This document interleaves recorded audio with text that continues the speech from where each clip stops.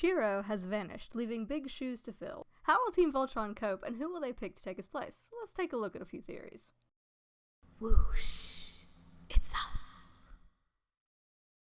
In the original series, Keith was the pilot of the Black Lion, and in Season 2, there was definite foreshadowing that he'd take up the mantle of Black Paladin once more. But as we've seen, the creative minds behind Voltron Legendary Defender aren't afraid to shake things up. There are many different schools of thought in regard to who should replace Shiro, although we hope it isn't permanent. We need Shiro back in black. The three main contenders are Keith, Allura, and Lance. There are a lot of compelling reasons why each one of these characters could be a good fit for the position.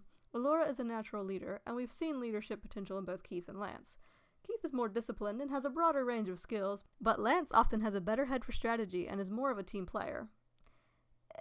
If only by a small margin.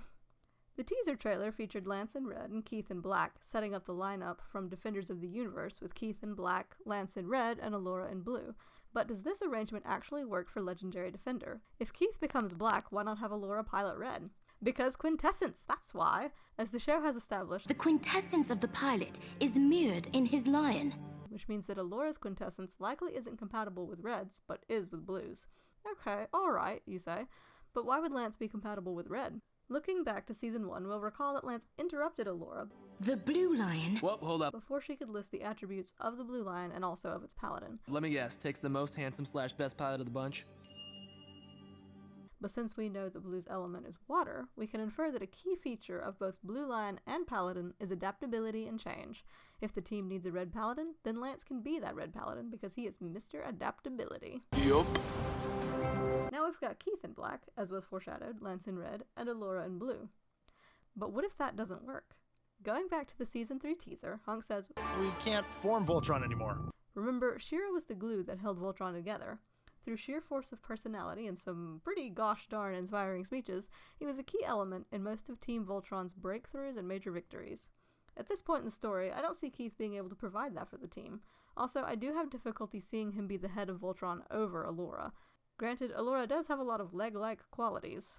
While in the castle, she provides support and backup for the paladins during battles, and I can see her still providing that same support as a paladin herself.